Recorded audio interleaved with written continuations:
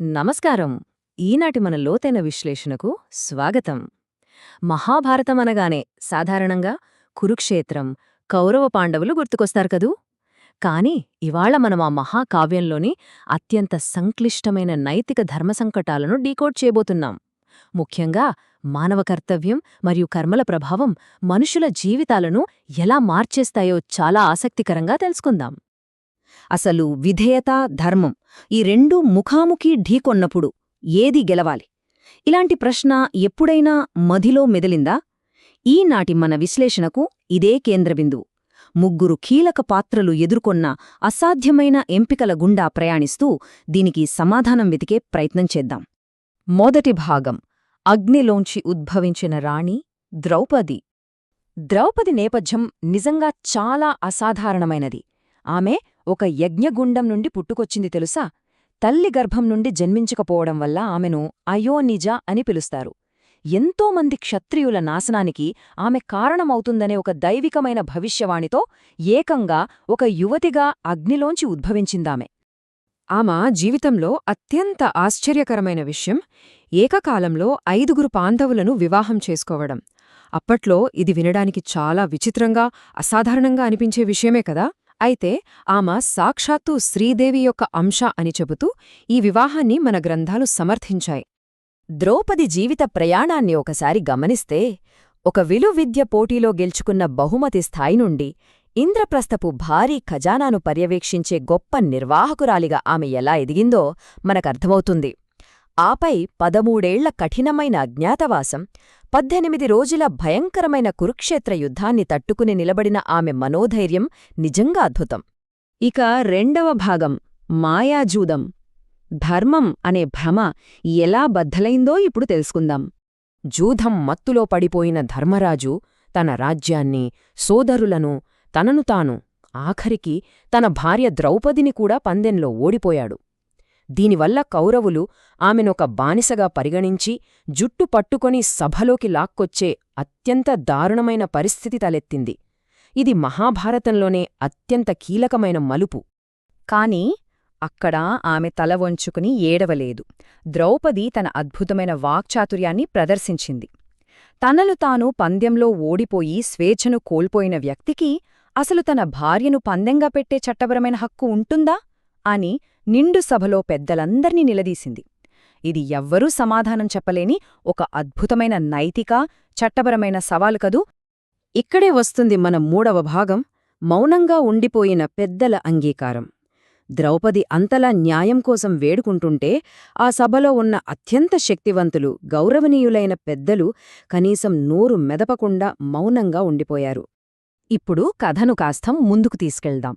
యుద్ధం ముగిసిన తర్వాత కురువృద్ధుడైన భీష్ముడు అంపశయ్య మీద ఉండి పాండవులకు ధర్మం గురించి గొప్పగా బోధిస్తున్నాడు. అది వింటున్న ద్రౌపది తన నవ్వును ఆపుకోలేకపోయింది. నాడు నా వస్త్రాపహరణం జరుగుతున్నప్పుడు మీ ధర్మం ఏమైంది పితామహా? ఎందుకు మౌనంగా ఉన్నారు అని సూటిగా ప్రశ్నించింది. దానికి భీష్ముడు ఇచ్చిన సమాధానం చాలా సంచలనమైనది. పాపపు బుద్ధిగల దుర్యోధనుడు పెట్టిన తిండి తినడం వల్ల ఆ పాపం తన రక్తంలో కలిసిపోయిందని, అది తనలోని ధర్మబుద్ధిని పూర్తిగా నాశనం చేసిందని భీష్ముడు ఒప్పుకున్నాడు. మనం తీసుకునే ఆహారం, ఆశ్రయం మన ఆలోచనలను ఎంతలా ప్రభావితం చేస్తాయో చెప్పడానికి ఇదొక గొప్ప ఉదాహరణ.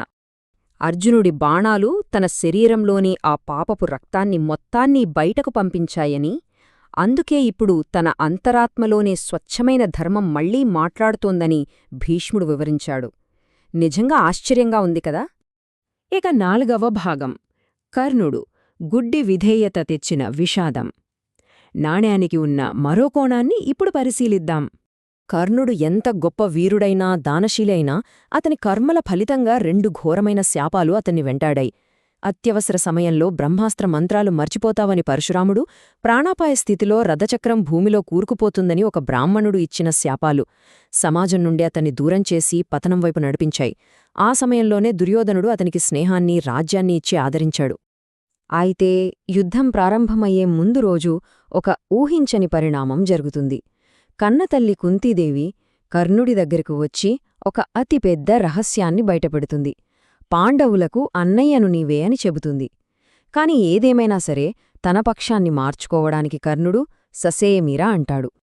ఇక్కడ గమనించాల్సిన ఒక అత్యంత కీలకమైన ఘట్టముంది. సాక్షాత్తు శ్రీకృష్ణుడు కర్ణుడికి రాజ్యాధికారాన్ని ఇస్తానని రహస్యంగా ఆఫర్ చేసినప్పటికీ కర్ణుడు దాన్ని సున్నితంగా తిరస్కరించాడు. పాండవుల పక్షాన ధర్మముందని నాకు తెలుసు, కాని నన్ను నమ్మిన దుర్యోధనుడికి ద్రోహం చెయ్యలేను అంటూ సార్వజనీన ధర్మం కంటే తన స్నేహితుడుకున్న రుణానికే ఆ మిత్రధర్మానికే కర్ణుడు పెద్దపీట వేశాడు. 5వ భాగం కర్మ మరియు విశ్వన్యాయం. ఇవన్నీ కురుక్షేత్ర సంగ్రామమనే రక్తసిక్తమైన యుద్ధభూమిలో కర్మల తూకానికి ఎలా దారితీశాయో అర్థం చేసుకుందాం. ఈ 2 పాత్రలను పక్కపక్కన పెట్టి పోల్చి చూస్తే మనకొక పెద్ద వైరుధ్యం కనిపిస్తుంది. ఒకవైపు ద్రౌపది తనకు జరిగిన అన్యాయాన్నే ఆయుధంగా మలుచుకుని వ్యవస్థను ఎదిరించి సమాజాన్ని ధర్మం వైపు నడిపించింది. మరోవైపు కర్ణుడు అతనిలోని అత్యంత గొప్ప లక్షణమైన మిత్రవిధేయతే చివరికి అతని ప్రాణాలు కోల్పోయేనా చేసి విషాదకరమైన వినాశనానికి దారితీసింది. చివరగా యుద్ధభూమిలో కర్ణుడు తన శాపాలకు బలయ్యాడు. మరోవైపు యుద్ధం వల్ల జరిగిన ఘోరమైన ప్రాణనష్టాన్ని కల్లారా చూసిన ద్రౌపది పాండవులతో కలిసి హిమాలయాల గుండా స్వర్గానికి వెళ్లే చివరి ప్రయాణంలో అందరికంటే ముందుగా కుప్పకూలిపోయి మరణించింది. ఈ విశ్లేషణను ముగించే ముందు మనందరినీ ఒక లోతైన ఆలోచనలో పడేసే ప్రశ్నను ఇక్కడ వదిలివెళ్తున్నాను. ఒక వ్యక్తి పట్ల చూపించే అచంచలమైన విధేయత నిజంగా ఒక గొప్ప సుగుణమా, లేక అదే మన అతిపెద్ద బలహీనత? మానవ కర్తవ్యమనేది ఎంత సంక్లిష్టమైనదో, ఎంత భయంకరమైనదో ఇది మనకు స్పష్టంగా వివరిస్తుంది కదూ. సరే, ఇలాంటి మరో ఆసక్తికరమైన అంశంతో మళ్ళీ కలుద్దాం.